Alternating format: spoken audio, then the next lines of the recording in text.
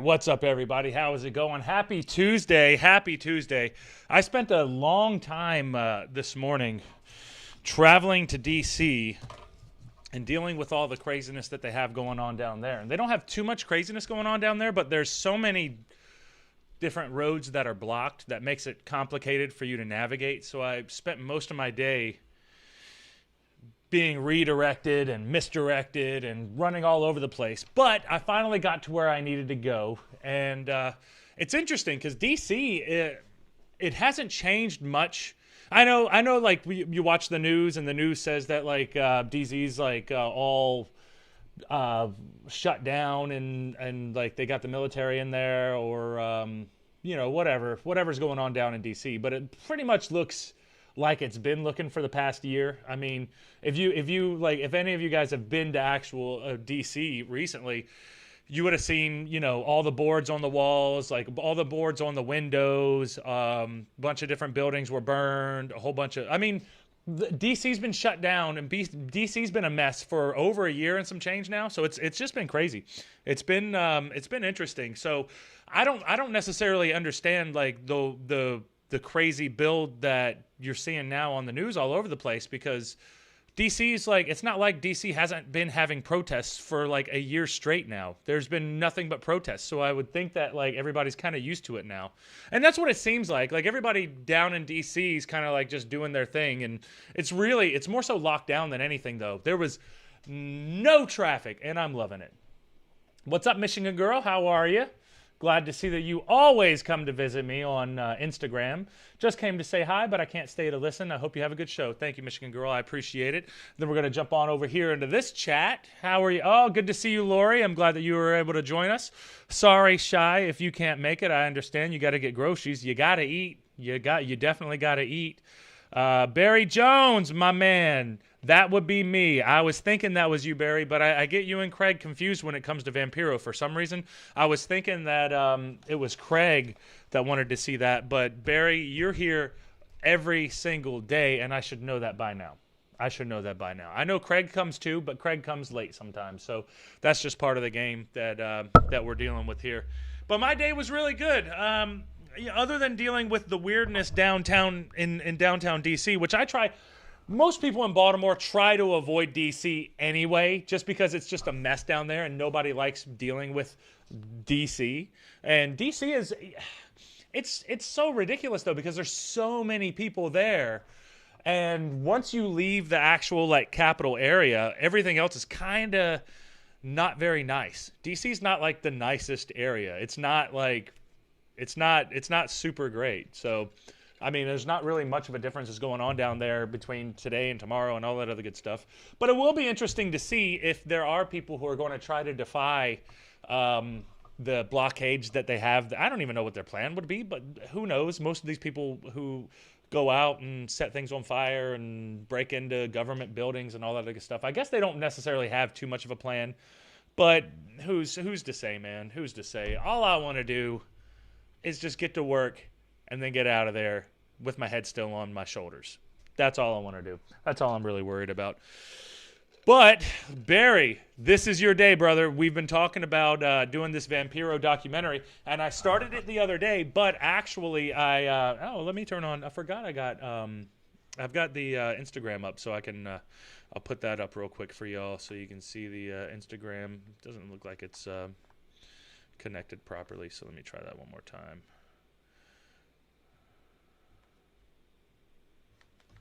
Nope, not working. Not working. Sorry, guys. We'll do that at another point. I'm assuming I probably should have set that up previously, but that's okay. No biggie. But yeah, I was watching the Vampiro documentary, and it's very, very, very much pro wrestling-y. It's very pro wrestling-y. It's very much what you would expect. Just give me 1 sec here. Let me continue what I was doing. Oops. That's not what I was trying to do here. That is not it at all. Doesn't seem like it's working. All right. Yep, that makes sense. All right. Well, yeah, the Instagram thing's not going to work, so that's okay. But DC was pretty cool. DC is DC, though. Most people don't like being in DC. Most people don't like dealing with DC traffic and, you know, just everything that you have to deal with down there. I mean, Baltimore has traffic as well. But recently, because of the coronavirus, hardly anything has traffic unless there's a wreck, unless people are driving ridiculously or, you know, those types of things. But it's getting better. It's all getting better. Hopefully the whole coronavirus thing ends pretty soon, and we don't have to keep doing all this craziness that we've been doing here recently. Who knows, though? We've been talking about this, ever since I've started the live streams. I think it was like 4 months ago now. Might have been a little bit earlier than that. I don't remember, but I've been working on my YouTube channel over a year now. So this has all been a little bit of a long-term project. And I've been figuring out what exactly works for me. And I'm thinking that the live streams definitely work for me because I enjoy them. I enjoy having a conversation with you guys. But I like to watch some of my pro wrestling documentaries. If you guys haven't seen Dark Side of the Ring, that's a really good documentary based out of, or a documentary series based off of Vice TV. And Vice TV is pretty much the shits of a channel other than the pro wrestling documentaries. So I would recommend going to Vice TV and watching Dark Side of the Ring, the first 2 seasons. There's about to be a 3rd season, but they go over a lot of interesting stuff in those documentaries, talking about everything from the Montreal screw job to the New Jack being wild and just doing New Jack shit. And if you're familiar with the wrestling community, you'll know New Jack doing New Jack shit. You'll know exactly what that means. It means he's probably stabbing somebody. But it covers a lot of stuff. It covers like Macho Man and Elizabeth, but then it covers a little bit of the newer stuff with Chris Benoit and the things that Chris Benoit had to deal with whenever he was going through all of his, I don't know if he had dementia, if he had, I don't know. He had a lot of different things. Shy said, "Oh, I love that t-shirt." Sorry, guys. The comments were not working. I got to refresh the comments now because the comments have completely stopped on my side. So I got to refresh and visit it. Let's see. Okay, there we go. We're good now. Sorry, guys. All right, catching up. Rick, what's up, brother? How are you? I'm glad to see you. Shy said, "Oh, I have that shirt." It's a great shirt, right? It's one of my favorites. Because winter's coming, but there's things worse than winter. Jordane is coming. You guys on Instagram know about that. Y'all know what's up. Barry said, "Missed yesterday." It's all good, Barry. We're here now, brother. Yesterday I just talked about a little bit about football, but I'm not a football analyst, so I messed that up big time. It wasn't the most interesting episode yesterday. I just wanted to come back after the weekend and try to chit chat a little bit about what went on in the news. And there wasn't much going on in the news other than the stuff going on in DC that everybody's talking about. Shy said, "Just leaving now. Hope you have a great show. If I'm done with groceries, I'll join again. Have a great show." Yep, we will see you when we see you, Shy. Lori said, "I love that series, which is the Dark Side of the Ring. I totally recommend that. It's a great series." Lori said the Brian Pillman is a new one. I haven't seen the Brian Pillman one. Is that one out yet? That would be interesting to see too. I'd like to see that one. Yeah, but I love wrestling documentaries. I loved back when I was younger. I vaguely remember seeing the Bret Hart documentary, Wrestling with Shadows. Beyond the Mat was a huge documentary that I had to see when I was younger because Beyond the Mat was huge. Beyond the Mat was one of those documentaries that kind of brought you on the inside of professional wrestling, and I'd never seen anything like that before. Everything kind of changed after that, though, and then they really went backstage and really tried to get you, backstage instead of actually watching the wrestling, getting to know the characters involved and that type of stuff. But I think documentaries are probably more of a natural way for people to get to know you as a professional wrestler than any of the vignettes that you can make on TV, because a lot of the stuff on TV, it just doesn't come off. It just doesn't come off well. And it's hard to... That's why I'm doing these live streams, so that you can actually figure out my personality, because I have a different type of personality. At least, I consider myself different. I guess we all consider ourselves different, and we're all little snowflakes. I can't be mad about that. Barry Jones said New Jack about killed that kid. Yeah, what was that? What was his name? It was like traffic something. I don't remember. Was it Grand Prix? What was the kid's name that New Jack about killed? Like he almost bled him out. What was he? I don't know, but that was a fun episode. That was a really fun episode just because, he almost killed the kid, but that was a fun episode just to watch because that's exactly how I imagine New Jack being. Fat boy. Mass transit. Thank you, Bernie. The Burn Man jumping in here and helping us out a little bit. Yeah, mass transit. Yeah, because it was the mass transit incident, or the mass transit experiment, or the mass transit, Oh, Darnell, brother, good to see you back in the chats as well. Mass transit. It was mass transit, guys.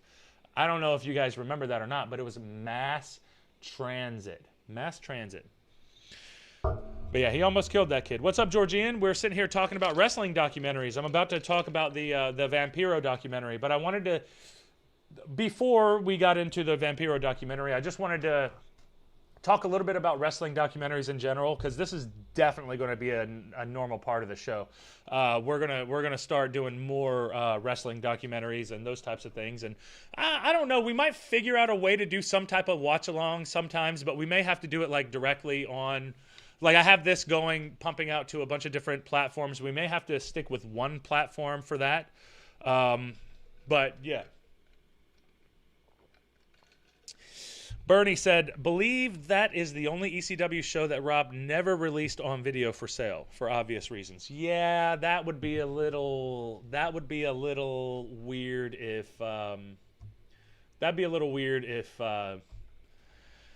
if you were trying to profit off of a kid, especially the kid that passed away a couple of years later. Didn't he die? I'm pretty sure that he died, and I'm pretty sure that he killed himself because of complications with the surgeries that he had from that show, from that match.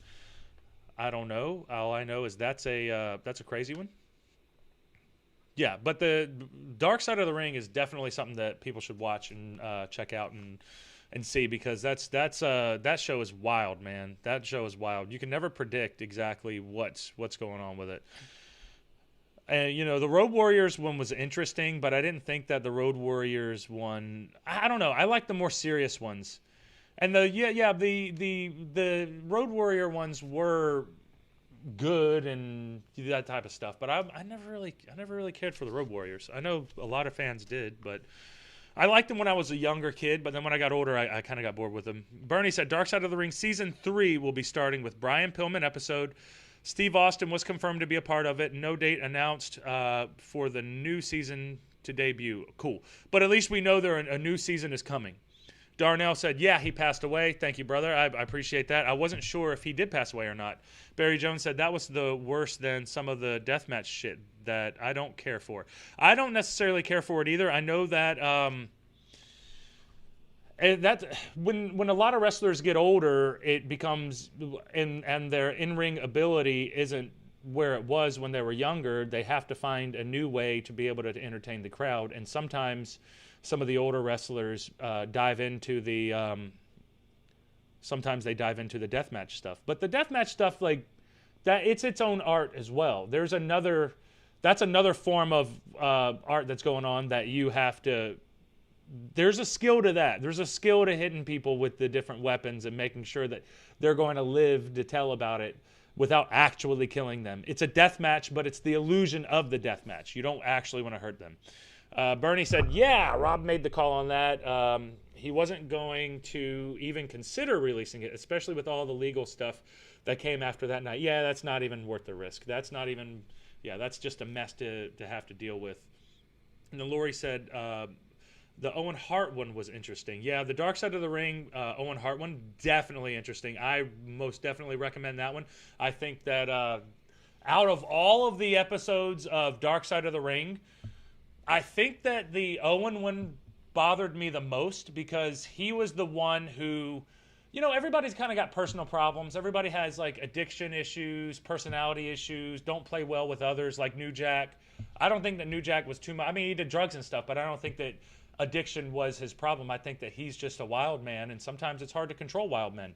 I think that the Owen Hart one, though, really hit on another level, because he was just a dude trying to take care of his family, and he just so happened to be a wrestler, but he was like a good person. And in the wrestling business, you only hear a lot of good things about Owen Hart, and I know a lot of people only talk about good things after somebody passes away. But there was so many good stories and so many people who had to explain what he meant to them, that the Owen Hart thing, man. And especially the way that he went. It wasn't like it was his own thing. He wasn't involved with a mafia or people who could kill him like some of the other wrestlers in that show.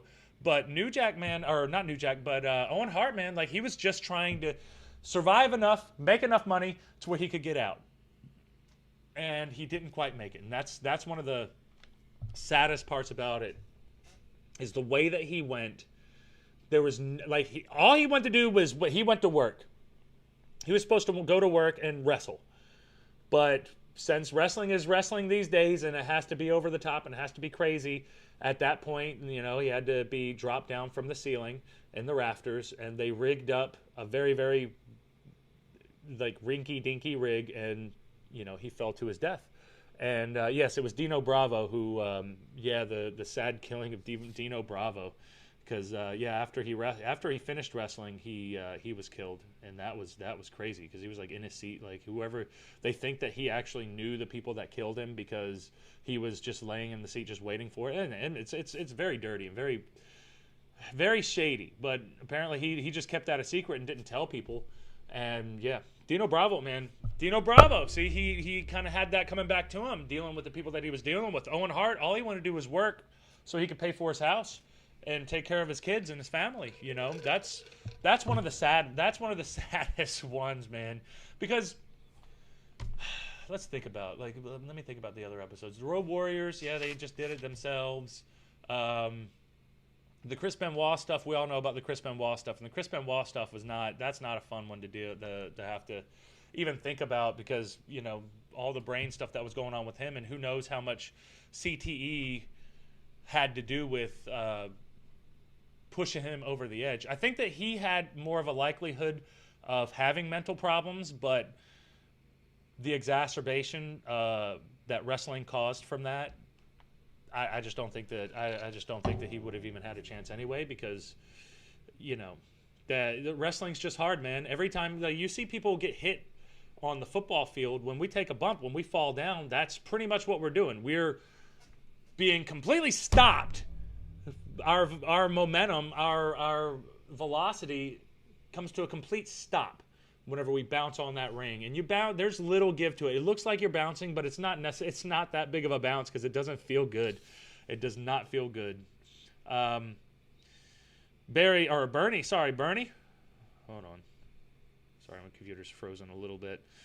Bernie said Bravo was as big in Quebec as Hulk Hogan was in the States. Wish he had an IC title run in the early 90s before leaving the Fed. Yeah, he definitely seemed like he could have, but he didn't pull it out. Bernie said the Herb Abrams UWF one was wild. I actually have the pay-per-view on tape still. Definitely could tell something was off that night. Oh, I'm sure. The Herb Abrams was interesting, because that was just a guy with a lot of money who wanted to run a show, and he liked to party. That's a fun one, though. See, all of these were like feel good. I mean, I guess you could feel good. Not really feel good, because he died, but the way that he died was kind of comical. But there's so many of them where people are their own worst enemies. Not so Owen Hart. Owen Hart was just a victim of the circumstances at hand, and that's just sad. And I know that people literally blame the WWE, like I mean, you get some kind of blame, because it is your company, and you could mind your P's and Q's, and you could try to get them to be a little safer, but there's no telling, man. You just trust the people to he's coming from the ceiling. He's coming down from the roof. You should think that that's going to be safe. That's going to be okay, but it wasn't. It's just one of those things. Anyway, those are cool documentaries. I think that those are fun ones to watch. If you get some time, though, the Vampiro documentary, The Canadian Vampire. I first heard about Vampiro whenever he made his WCW debut, because I was watching WCW and the WWE at the time. And I remember thinking that he looked a little bit like Sting. He had like a little bit of a similar look to Sting, but I don't think that he was a ripoff of Sting, or I just think that they look similar because they had the black makeup, the black and white makeup. But Vampiro moved differently, and he had a style that I didn't really get into. I didn't really get into his style. I didn't think that he was that good. I wasn't very entertained by him when I was younger. Then when I went back and watched a lot of his stuff from Mexico, then I got it. Then I understood like what was going on, and I seen like, oh, okay, I get the mystique. I get it. He's yeah. There's definitely, everybody has their angle. Whatever your angle is, whether you're a body guy, a wrestler guy, all these different things. There's so many different angles that you can take in wrestling and try to get people to care about you. And his wasn't necessarily the best wrestling, the best technical wrestling, but it was still entertaining. Darnell said, question, Paul, do you think a part of Chris Benoit died inside after Eddie Guerrero died? Definitely. I definitely think that. That was, and I think that that's what everybody talks about, too, how Chris Benoit wasn't right after Eddie died. And, I mean, who would be after your best friend over so many years passes away, and then you already have mental issues you have to deal with? There's no telling how bad that affected him. But I think that it affected him a lot worse than it would have somebody else who didn't have the pre-existing conditions that Chris Benoit possibly had. Bernie said the whole Blue Blazer stuff they brought back was made absolutely no sense with Owen and Jeff as the tag team champs, and should have rode that into a feud between the two, possibly over IC and world title. Yeah, I agree. I mean, and it's easy to say stuff like that in hindsight, because I didn't know that he was the Blue Blazer. I didn't know anything about the history of the Blue Blazer. Now I do. It makes a little more sense. And, people were questioning, oh, is that Owen Hart, and he's going to do his superhero entrance, and it was his own gimmick. It was a thing. I try not to think too logically about everything in professional wrestling, because it's pro wrestling. It's not supposed to be logical. It's supposed to be entertaining. So whatever they were doing at the time, I'm sure that they probably thought that it was entertaining, and they thought that this was the best way to get this across to a national audience. And I just don't think that it worked out. It's just sad that performing one of the stunts that old Owen had, he passed away doing it, and that sucked.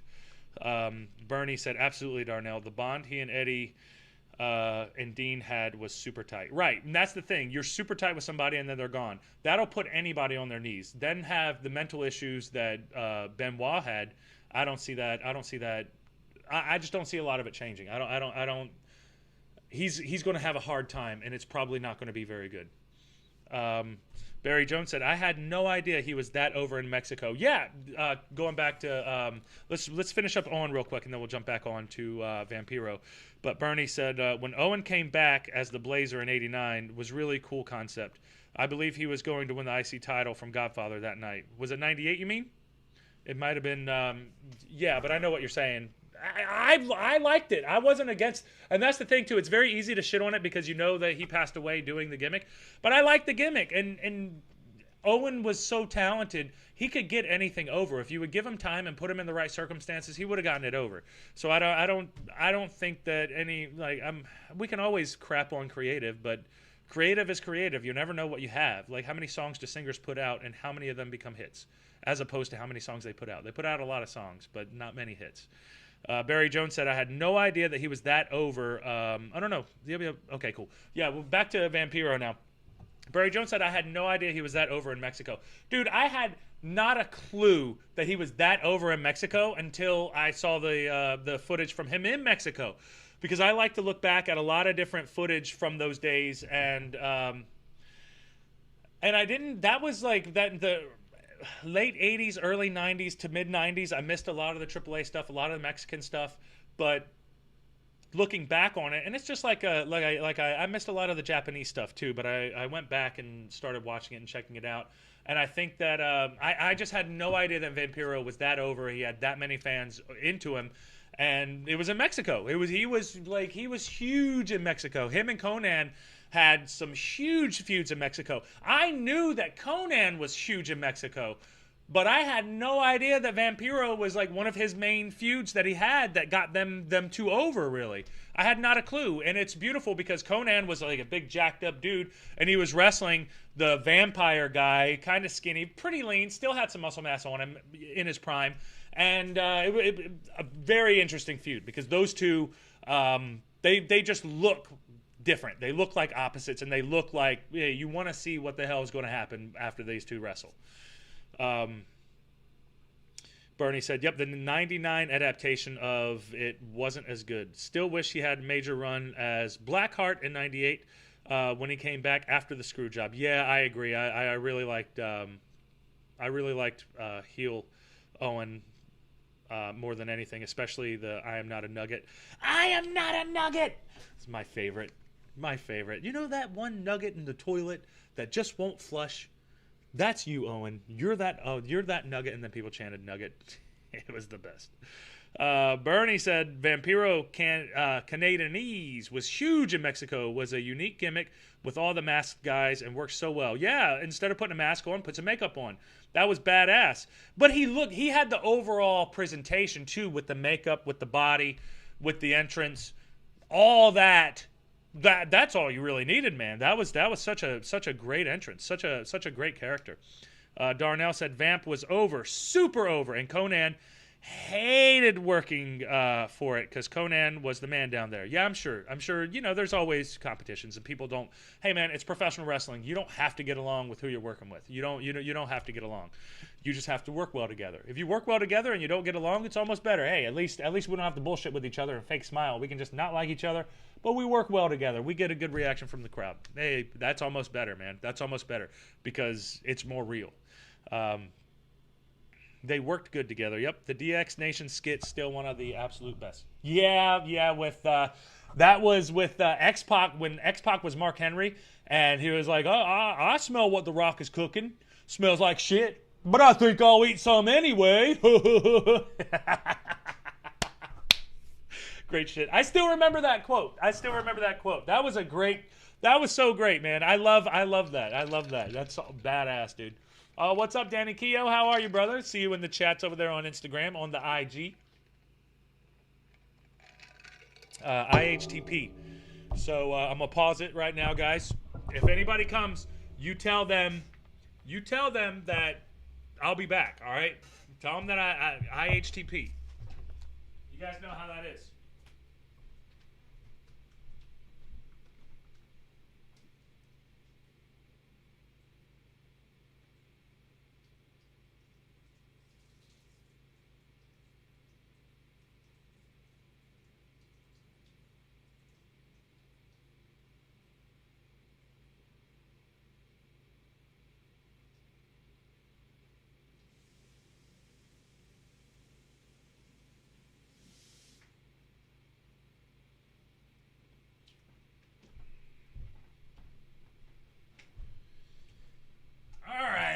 I'm back. Did we lose everybody? Did everybody go? Did everybody give up?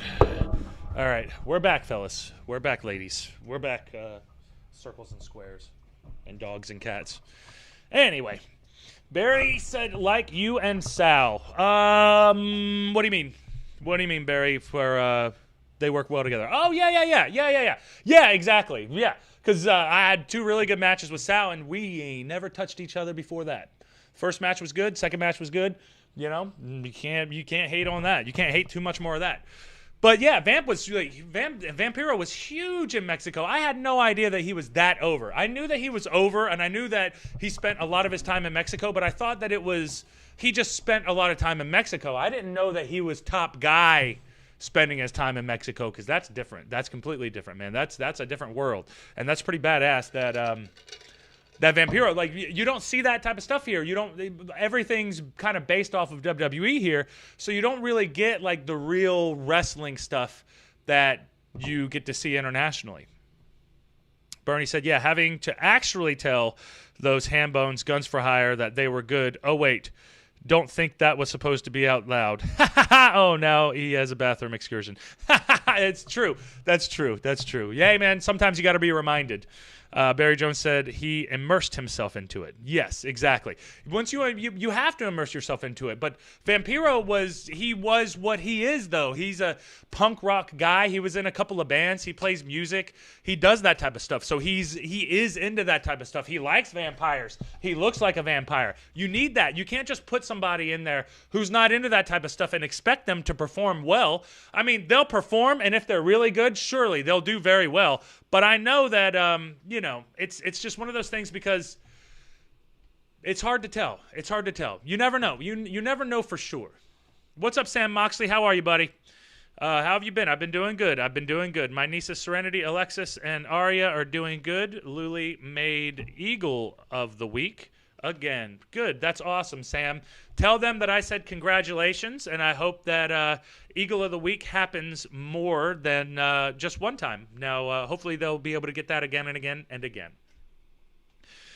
But I like the Vampiro documentary because it shows not only like the history of him doing wrestling, and I say wrestling documentary, but it's not necessarily real. It's not really a wrestling documentary. It's just a documentary on Vampiro, the dude, the person, and going through like his history. You see that he's like a producer for AAA. He does the back when the El Rey network was still around, and they had what was that show called? Lucha Underground. He was I guess he was producing Lucha Underground, or he was doing what was it? What was it that he was doing on Lucha Underground? He was doing commentary. That's what it was.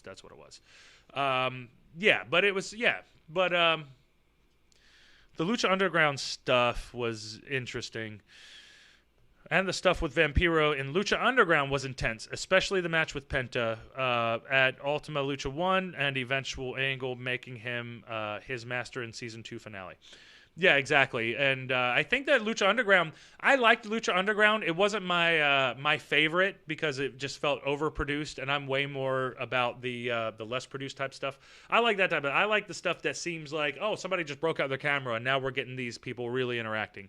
I like that type of stuff. But that's not to say that I didn't absolutely love the AJ Styles versus Brock Lesnar. AJ Styles, which that'd be a great match, was a great match.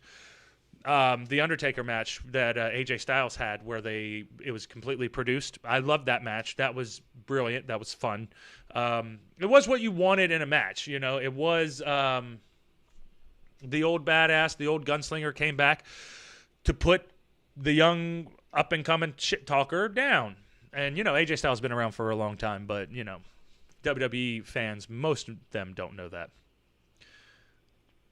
He and Stryker had a nice chemistry on the PXP. Yep. And the cool thing about the documentary is it shows all of his backstage stuff, and it shows like Jeff Jarrett's in it, Johnny Mundo or Johnny Nitro, a few other wrestlers that American style wrestlers that you know, a lot of Mexican wrestlers that you'd be aware of if you're aware of the Mexican wrestlers that are out there as well. But it was mainly about like his mental issues that he's had, his addiction issues that he's had. But a lot of the addiction issues that he had was because of the mental issues that was going on. And there's no telling, like we were talking about the Chris Benoit thing, because the Chris Benoit stuff meshes very well into what we're talking about, because mental issues, CTE, hitting your head. And it doesn't have to, you know, they've stopped all the big bangs on the heads, which is always a good thing. And whenever I first broke into wrestling, it was a thing where you were not a tough guy if you put your hands up. You just headbutt that chair, man. And they were swinging the chair too, man. It was such a weird culture. It was a weird, tough guy culture that was detrimental to your health in the long run, and especially your mental health in the long run. And I'm sure that there were probably a lot of guys that you do not hear of, just like the old NFL players, who've had like mental issues and physical issues and all those types of things. I'm sure that they've all had to deal with that type of stuff, but you don't think about it. You don't realize, like you watch the documentary and then you say, oh man, that sucks. He has Parkinson's and he has dementia and he's like losing his mind and his body. I think there was a saying like where Vampiro said like 86% of his body has arthritis. You have an arthritic body at that point, and that's just hard to imagine, man. It's hard for me to think about my whole body just hurting. I know wrestling, we do hurt all the time, and we ache, and you know those types of things, and all the weightlifting stuff ain't going to help. But it's just one of those things where you have to be careful, man. You have to start thinking about the long term and what you're actually doing to yourself. it's a lot easier said than done, especially whenever you're younger and you're putting yourself through that and you heal a lot faster.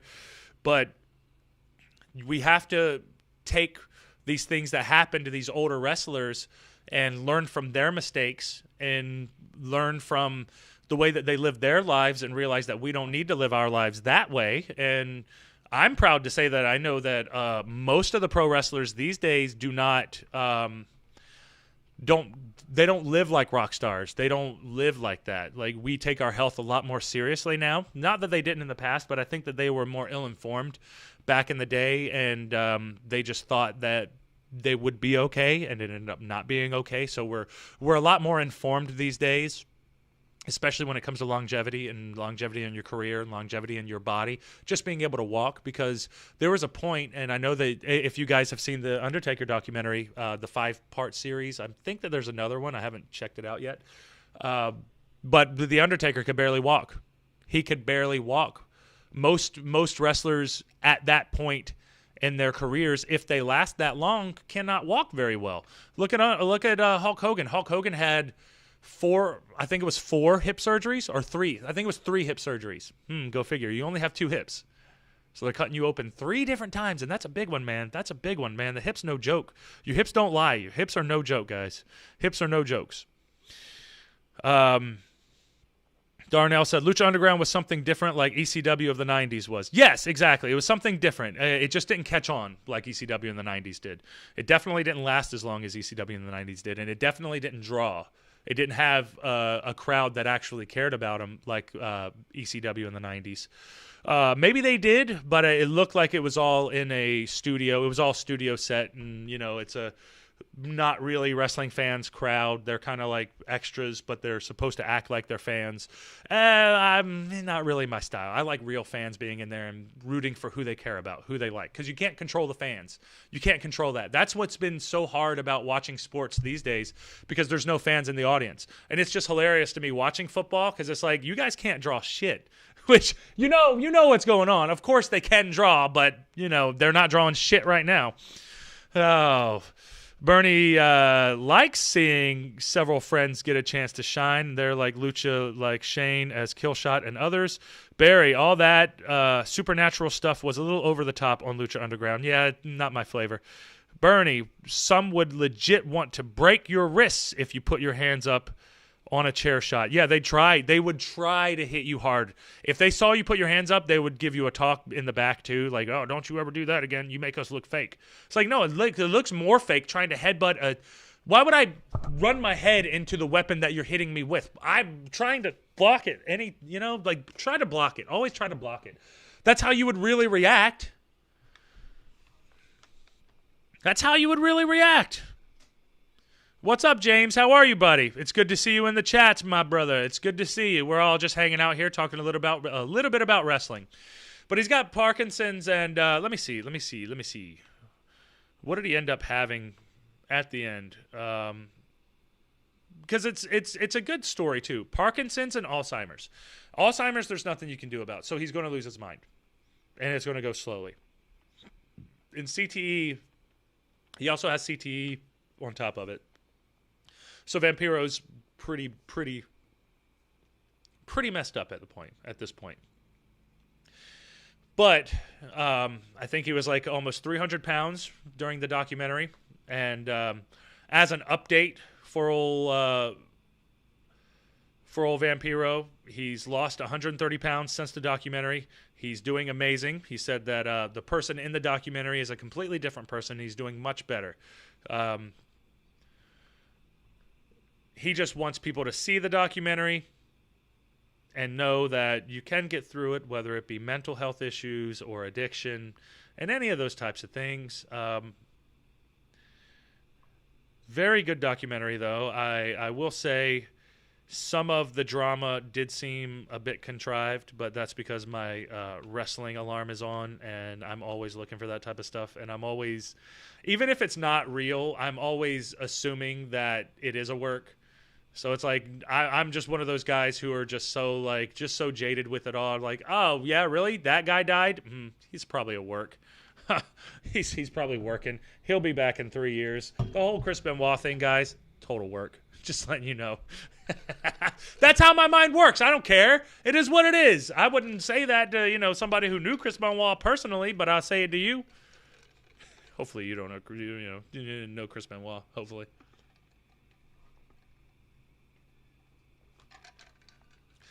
But yeah, the Vampiro documentary was pretty interesting. I thought that it was cool. I thought that there's always something that you can work on, though, and I think that the positivity that he was working on, yeah. And old Barry Jones said, "Do you think that Double J was a work?" Yes, I think that Double J was a work because I know that Double J is very good at purveying that type of a heel, and he did seem very heelish. You never know. You really never know. That's why, like, the whole Hulk Hogan Macho Man thing, hating each other until Macho Man's death, up until Macho Man's deathbed, you never actually know. I feel like they were working the whole time. They tried to keep people interested because if we're buddy-buddy, people don't really care as much as if you hate each other. So I think it's kind of in that. So yes and no. Maybe there's definitely a point where Vampiro probably was getting very annoyed by Jarrett wanting to sit back and chit-chat with the soccer star. And Jarrett's music was playing, and he's just sitting there in the back, and, the producer. And in wrestling, a lot of the older guys kind of mess with some of the producers of the matches. And it seems like he was messing with them. Maybe he wasn't. I think it was a work, but it might not have been. Yeah, it's wrestling. Who knows? Bernie said, Lucha was a closed set. Fans had to sign paperwork to not spoil anything because the shows were taped at least a month in advance. Crazy, the season 3 was taped in spring 16, and the second half of that season didn't show up until June 2017. Yeah, that's the thing about, yeah, right. I don't like that. I'm not into that type of wrestling. Like, I like it live, raw, like the name Raw. I like it raw and like it's, so here we are. You mess up, we can't edit it. Tis what it is. Tis what it is. Was a lottery for tickets. Not many were available, and the demand was big for it in season 2 to 4. Yeah, I believe that. Yeah, the lottery for tickets, and yeah, I believe all that. Still not my flavor. But it's its own thing, though. It's its own thing. Obviously, it didn't do well enough to survive, but it was something. There was something there, It's just like that shooting that went on at the Impact tapings. It's like they're trying, but people aren't getting into it, Stephanie said, hello, my dear friend. How I miss going to shows and being around my friends. Stephanie, I think that we all are echoing that sentiment because we all miss being able to be around everybody. We all miss being able to go to the shows. And we all miss it all. We all miss it all. It's just, there's not much that we can do about it at this point. I was listening to the radio earlier, and there's a lot of good news happening with the pandemic. The pandemic seems to be subsiding a little bit, at least. Infections are going down, deaths are going down, but that could be just a statistical anomaly, and you'll have to wait a little bit longer, and maybe it'll go up again, maybe it'll go down again. Who knows how it's all being managed, but it does seem like it's progressively getting better, and I know we're all going to be watching just to see. I believe guys from 98 Rock got in for season 3 lottery, had a blast. Oh, that'd be awesome. I'd like to hear the guys from 98 Rock. Is that Justin Scott and Spiegel? I'd like to hear them talk about being there at the tapings and stuff, because that'd be pretty badass. I think that I would like to go. I would like to be a part of it, but it would be hard to be motivated going to the closed. I mean, it's hard to be motivated. Like, even like if you watch Raw, like it looks like it's hard to be motivated for that because it looks like training matches. They're training matches. You don't get any feedback from the crowd, and you're just kind of going through the motions, and it's hard. It's another level of work though, and you'll be able to see the guys who are really good at it and the guys who can't really. They need to feel it more,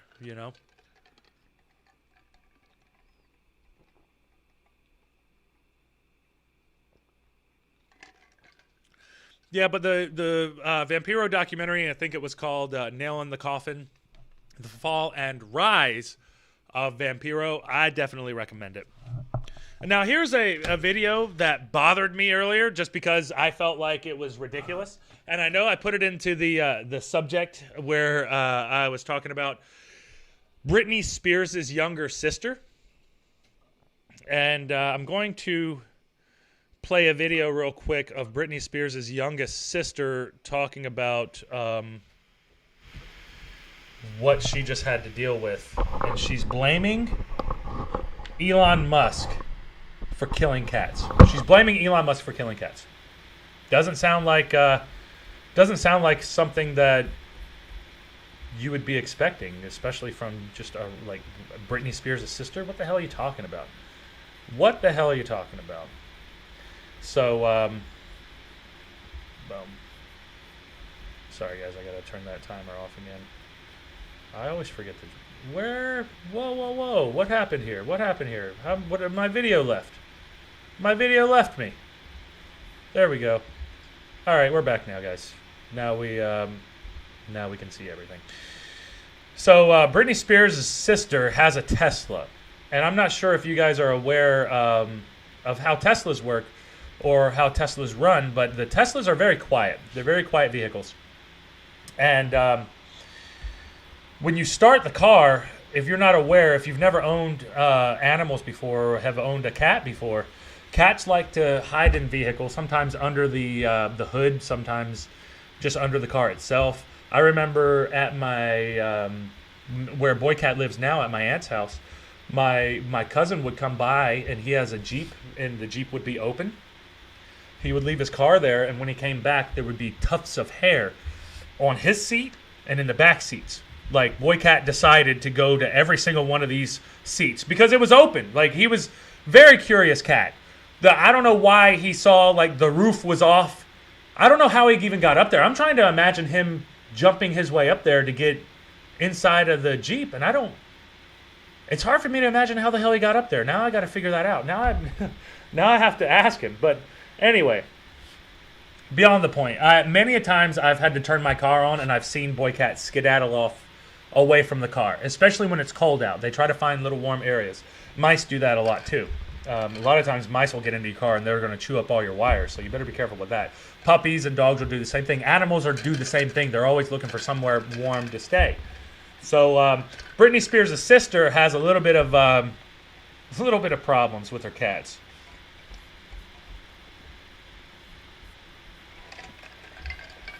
And she's blaming Elon Musk. Here, let's take a listen to it. I know that there's such bigger things to worry about in the world right now, but somebody's got to let Elon Musk know that the Tesla is a secret cat killer, and it's a problem that we've really got to fix.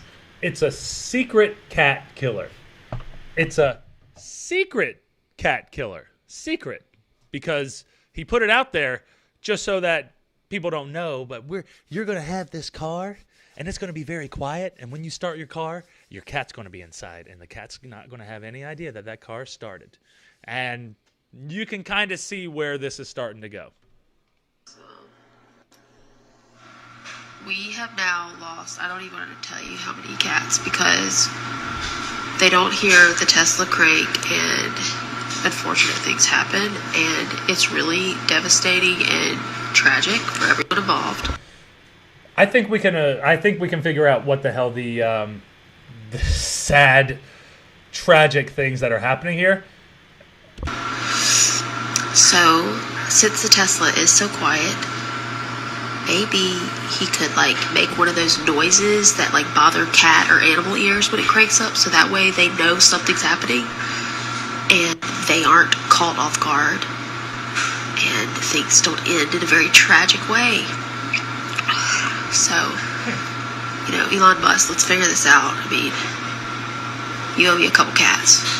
And yes, I'm fully aware that there's some user error involved in this, but I'm just saying, collaborate to save some cats' lives. That's pretty reasonable, I think. I don't think that she went too crazy with that. I think that's just one of those things because, well, first of all, after it happened to the first one, I probably would be paying way closer attention then. I wouldn't be like, oh, this is a fluke. Oh, I got a Tesla. It's so quiet. All my kitties are going to be good. All my animals are going to be good. No, I'd probably have to make it a habit of knocking on the door, knocking. You'd have to do something to try to make sure that there's no animals. Because after the first one, After she said I don't want to tell you how many? What do you mean I don't want to tell you how many? How many cats have you lost? How many cats did it take? Like, that's ridiculous. How many? You need to pay attention to your damn cats. That's ridiculous. Why aren't you paying attention to your damn cats? Jeez. That's ridiculous. Like, pay attention. Your cat. You're killing your cats. Yeah, you have a Tesla. It's quiet. You know, we just talked. I literally just talked about it. Even with the car that's louder, I still know that I got to double check just in case, because you never know for sure. You really never know for sure. Teslas are enclosed on the bottom. What the hell is going on? Maybe if they're enclosed on the bottom and there's no way for them to get inside up in the undercarriage, maybe they're just laying there. Maybe I don't know what the hell is going on, but how do you miss that many? Like, how many? I'm worried about how many cats you've lost, because after the first one, look, I understand, like, after accidents happen. That's horrible. That's just one of those things. But after the first one, at a certain point, maybe pay closer attention. Maybe. I'd hate to, I would never say this to her face or anything like that, because I don't know them. And, losing one of your animals is like losing a family. And it seems like they're just running through the cats now. We're going to bring them over here. At a certain point, the people who are giving them the cats has got to be like, hey, are you eating them? What's going on here? Are you sacrificing them to your overlord or your underlord? What's up with the cats? Where did the other 3 cats go? Why do you keep, once a week you come here and you want a new cat? What happened to the old ones? Oh, wait, never mind. I follow you on IG. I know exactly what happened. You don't pay attention to your cats. What the hell, man? That's crazy, dude. That's crazy. Maybe she should watch her cats. Yeah, Lori, absolutely. Watch your damn cats. Jeez, man. Like, I have fears that I'm just going to drive up the road and just see Boy Cat on the road, and his body's just going to be there and he's going to be gone. And I'm trying to mentally prepare myself for that, because that's just one of those things that can happen. But you want to try, at least do your best, let them live their lives, but at a certain point you want to try to not have those types of accidents happen. And man, I don't know, man, the Tesla thing, because I don't know if it would happen to me. I don't know. Like, I know that after knowing this story, I would definitely be on top of it, but I don't know if I'd be able to do that. That's crazy, man. I think I would get rid of my Tesla. I think I'd get rid of my Tesla too. That's some good shit she's smoking. And amen, Ronald. Yeah, 100%, man. Come on. You got to pay attention to your cats. You have to. You know how they are. You know what they're doing. You know what the deal is with those. You know what the deal is with that. That's your cat. Pay close attention to your damn cat. Pay close attention to your animals. I know that that's like a couple of days old, but I saw it and I just had to talk about it, because I was like, man, like, what the hell is this? How is she not paying attention? How does she not know? Maybe she does. Well, at this point now, because she's had way worse of a reminder than anybody else. I mean, you just killed, I'm going to assume 3, because she would have said 2, but she said, I don't want to tell you how many. So it's got to be more than 1. It's got to be more than 2, right? 3? You lost like 3 cats? We'll just assume. Let's be on the safe side, and we'll just say you lost 3 cats. And that's not what you want. That's just crazy, man. Like, damn, I'm kind of sad about that. That story made me very sad. Not as sad as this acid attack that I was talking about, that I was wanting to talk about, but we can talk about that later. That's just crazy to me, man. That's just crazy to me. I can't believe that she did it. She killed that many, and then she posted it on the internet. Like, people aren't going to realize, like, you're the mistake. You did it. Hell, look at her. She doesn't even pay attention to herself. Exactly. She doesn't even pay attention to herself. Pay attention to herself. I don't know. I just saw she had pink hair. I don't know anything more than that. I just know that she was she looks like she's on something. Yeah, she could be. You never know. People could be on stuff. That's the thing. You never, we're purely speculating at this point, but it is fun to speculate. I'm speculating that I don't think that it's more so drugs. I think it's more so negligence. I'm going to blame negligence on them, because I don't know the drugs thing. I don't suspect the drugs thing. I could be wrong. Very well could be wrong. Looks like she's on. So yeah, it does. It does. You could be, because if you're not paying attention, I mean, drugs do make you not pay close attention to what's going on, especially your immediate surroundings. So who knows?